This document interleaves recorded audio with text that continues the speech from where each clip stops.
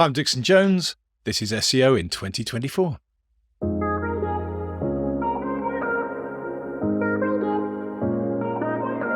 Dixon, what's your number one SEO tip for 2024?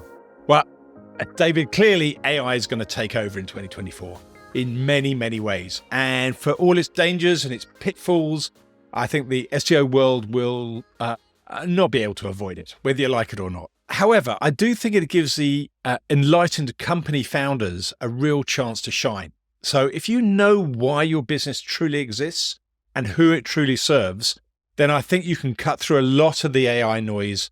I'm not going to say with ease. I probably should say with ease, but not with ease. But the idea is that you don't talk to everybody with your content. Write like you've got an audience of one. So if you're talking to the founder of a small SaaS business, then yeah, I'm talking to you. You know, I want people that have their own website. These are the people that I want to speak to that have their own website and want to do their own SEO. Those are the people I want to speak to. I don't want to speak to the rest of the world. So when I give that tip, I'm talking to you, Mrs. Founder of website with a real business purpose. Great tip, great summary as well. So it'd be useful to unpack that just a little bit as well. So cutting through the noise, you're talking about talking to an individual specifically. Is this something that AI has a challenge with at the moment? I'm talking about your business wrapping itself around a central concept that will allow AI to always sort of come back to you. So if you go back to, all roads lead to Rome as a concept that's been around since, for 2000 years, presumably, originally in Latin, all roads did lead to Rome. And, Rome portrayed itself as the center of the then known universe and expanded out from there. And I think that that's the same for anything that you do. So if you're a plasterer, you're not just a plasterer, you're a plasterer in a particular area. Or if you're a consultant, you're not just a consultant, you're a consultant in a specific subject, in a specific subject matter. If you're a retailer of electronic products, again, you've got a specific area, you've got a specific genre of products that you're selling. And what you need to do then is become synonymous with that concept. It's the same with any marketing principle, that you need to either be number one or two, or be in a position to become number one or two in your niche, whether you're American or English or however you say niche, in the near future, or get out of the game. So now that has transferred over into pretty much any concept, so you've got to first define what it is that you do. And you've got to be so specific about it so that if you were to ask all of the people in all of the world to summarize who is the best person to go to for this thing, in this circumstance, they'd come to you. So that in theory, all the AI in all the world, reading all of the pages in all the world, would end up with you as the best answer to the best question. Now, I'm not saying that's going to happen all the time. What I'm saying is that if you don't have that mentality going into the game, then I think that you won't get much out of a world with an AI bent on it, so to speak. So there's so many different threads you've presented there. So it's just a case of you wanted me to which one to unpack select. It, and I've just packed it up much. But in terms of selecting something from the value that you just provided there, one thing that you mentioned is that you've got to be number one or number two in your niche. So you've got to find a niche that you have the potential to be number one or number two in. How do you define if it's possible to become number one or number two within that niche and that you're not batting too broadly? Well, one way to do it is to, with or without SEO, is to have a look on Google and see who the players are in that niche. Using a tool like G2 Crowd is probably a good way of doing it for a SaaS business. But really, it's working out the raw ingredients of your business, which, to be honest with you, starts with you as your business. It doesn't really start with market research. There's no point in a plasterer trying to become the best electronics expert in the world. They're a plasterer. So you've got to start with there. But what makes you different is the bit there. So it used to be called the USP, but now I think we need to just refine that idea of a USP a little bit more to saying that USP has to fit into a well-definable concept. So your USP might have been that you are an artist. So Banksy, let's take Banksy. So an artist that does graffiti art, and is well known for his graffiti art, even though he's not well known at all, and we don't know exactly who Banksy is. I think that now, if I was Banksy today and I was doing SEO, I would work around the concept of graffiti art as my marketing USP, and rather than I don't know if that's a good example, but I'm going to go with it anyway because I've started down that one now. So the concept is graffiti art. If you want to become the world's greatest website on graffiti art, then it would help to know Banksy, for example, and it would help to know some of the good graffiti artists. Certainly, you would want to talk about particular bits of artwork that are famous around the world for graffiti art. Go and have a look at them, photograph them, talk about them. Try and find the people that painted them, although they may not all be easy to find. And then you're building your business around graffiti art. It doesn't mean that you then become a fine art salesperson, because you're not going to transfer your skills from graffiti art to fine art very well. So if you've got an artist's website, you need to define yourself more than just being an artist's website. I think that's what I'm trying to say. I think that's great. I think that's great summary there as well. So to summarize again, what you're suggesting is that AI's here, AI's coming along even faster and progressing even more over the coming year or so. So you can't put up your shutters and pretend that it's not happening or that it's not going to impact your business. But what you have to do is position your business head and shoulders above other competing businesses out there. Other businesses might simply be saying to AI, right, this is what my website's about, just write for me. But you have to define your USP for you, for your business, but also for the AI as well. You have to train the AI. And then is the next step after that the AI can write the content on your behalf, or are you still keen for individuals me, yes. to write that content? I mean, there's two strands here. There's two philosophies that I think SEOs are kind of thinking about.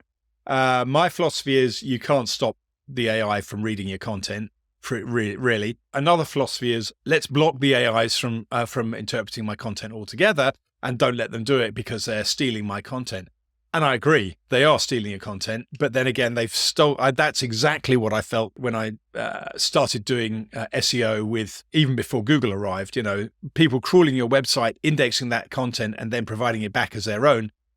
Seemed to me to be stealing, and we've just moved on from that, and then we kind of made a big business out of SEO, and that was all fine. And then PPC came along, and we got angry about the fact that we had to pay to send people to our own content, and we adapt and we metamorphosize. And I think that there are two streams of thought right now. One is protect yourself from the AI so that the AI doesn't steal your ideas and repurpose it. I think from an SEO perspective, a better approach is to say, right, make sure you are the answer to the question. That everything about your business answers one question very, very well, so that when people want to do business, they're going to end up with you. And it's a phrase, you can clean a carpet or you can hoover a carpet. You want to be the hoover. You want to be the verb. So that's the objective, to make sure that your content is so good that it not only becomes part of the conversation for ChatGPT answers, but also other content that's answered will, you may end up as the answer even when your content isn't cited in any GPT, because it is the best answer to a question. It's not an easy thing to achieve, but it is the same principle as, defining your own USP and being the best in your niche, which is common marketing principles that have existed for a long time. I'm not ignoring a lot of the problems of AI that are going to be coming forward. It's a conversation for another day, but today we're talking about, SEO, and you've got to work with what you got. And now we've got ChatGPT and we've got OpenAI and we've got Bard and Llama and, all these different things coming down the road. We've got to understand them as neural networks, as the neural networks that they are. Another way to look at the neural networks is, of course, people talk about it's mimicking the human brain, but you can also take that out and say, right, the human species has always been a neural network. We have all communicated with each other since the dawn of time in various different languages. So the Chinese language doesn't converse so well with the English language, but now it does, because we can all, we've found more ways of communicating. We're connecting the dots. It doesn't mean to say that you didn't talk about your idea in a pub and it could get stolen and it could get, pinched by somebody else and they could go and build the next great thing that you thought of. That could always happen. It just is going to happen a lot quicker now. It doesn't mean to say you shouldn't talk about your idea in a pub, in my opinion. Now, one thing that SEOs have been optimizing for over the last few years is direct answers within the Google SERP. And you mentioned it's ideal, perhaps over the next couple of years, to be optimizing to be the answer for ChatGPT, GPT-4, whatever AI-powered engine we're talking about here. Is there anything different that has to be done in order to optimize to be the answer for ChatGPT? Well, certainly. When I sort of said that, of course, Google now is deprecating its answers in the SERPs as we're talking today, as we're putting together the show. But I think that they're deprecating the direct answers in the SERPs in favor of making space for a ChatGPT box, which I'm sure by the time this book goes out and by the time this goes out will be live and all over the place. So I think that the deprecation of a direct answer in Google SERPs is to allow for the Bard equivalent or the Google equivalent or SGE equivalent of OpenAI to have that summary of the answer to the question in there. So I think that that's the important bit there. But if you haven't answered the question, then you won't be the endpoint of that answer. The trick, of course, is then getting the customer to buy from you, which means there has to be some kind of business model that you're following in to follow the money. ChatGPT and generative search are not there to try and grab the sale per se. So that's still up for grabs, And I think that we still have the obligation as SEOs to try and get the customer to that point where they're going to buy your stuff, not the other guy or girl's stuff. Do you have any further thoughts on defining this ideal audience of one, either from the perspective of doing it for your own business or perhaps coming up with some phrases, some sentences from which to feed the AI and give it that knowledge of who you're aiming for? Well, the way that I do it through our tool, through the InLinks tool, is we throw all of the ideas that we think the website. So we look at the website itself, break it down to the underlying entities that it's about. We then throw all those back into Google Suggest, which is then going to use Google's AI systems to generate the kinds of questions and the kinds of search terms that people are looking at based on your existing website. So if we break if you break your own website down into the constituent entities, then throw all those entities back into Google Suggest, and then collate all of those answers and filter out all the ones that are semantically distant from your business model, then you're going to get this big picture of concepts that are semantically close to what you already have. So in many ways, you can only work with what you've got. I'm not asking you to reinvent the wheel as an SEO. You've got a website. Let's say your website has 50, 100 pages on it. Now you've got that core set of ideas, if they're good pages, that you can then build on and say, right, in order for me to become more authoritative in answering the exact audience that I've already defined, let's talk about the things that are semantically very close to what I've already talked about and not suddenly jump from graffiti art to fine art as the case I used earlier. Does that make sense? Yes, absolutely. Absolutely, it does. I mean, we're predicting here, so it's all a crystal ball. It's also, to a certain degree, a process for each individual business, and research, that defining what your business represents, who it's for, and thus what content you should be sharing on your website is a fairly individual process. Is that something you'd agree with? I think this is looking at your own website or the core of your own website and then expanding on that is a great methodology for creating a fingerprint that's unique to yourself. There's no point in getting entirely third-party data to define who you should be. It's much better for you to develop from what it is that you already are. So InLinks is based around a knowledge graph and a natural language processing tool. So that makes us different from other SEO tools, for example, because we're not based around keyword research. We're not based around technical SEO, particularly. We're not based around other bits and pieces. We're based around these kind of ideas. How can we build some things that are building on that core, because that will naturally give us a different fingerprint than any other SEO tool. That's our approach.